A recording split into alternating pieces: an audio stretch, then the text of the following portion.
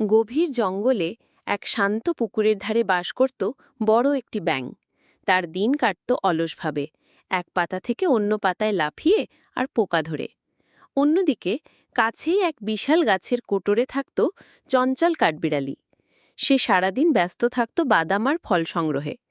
একদিন কাঠবিড়ালি খাবারের খোঁজে পুকুরের ধারে এলো। হঠাৎ সে দেখল ব্যাঙটা একটা বড় পাতার উপর আরাম করে বসে আছে। কাঠবিড়ালি ব্যাঙকে জিজ্ঞেস করল, তুমি এভাবে বসে থেকে বিরক্ত হও না? ব্যাঙ উত্তর দিল, না তো, জীবনের আনন্দই হলো শান্তিতে থাকা। কাঠবিড়ালি হাসল, হ্যাঁ, আমার কাছে ব্যস্ত থাকাই আনন্দ। ঠিক তখনই একটি বাজ পাখি আকাশ থেকে নেমে আসতে দেখল তারা। ব্যাঙ দ্রুত জলে ঝাঁপ দিল, আর কাঠবিড়ালি ক্ষিপ্রতার সাথে গাছে চড়ে বসল।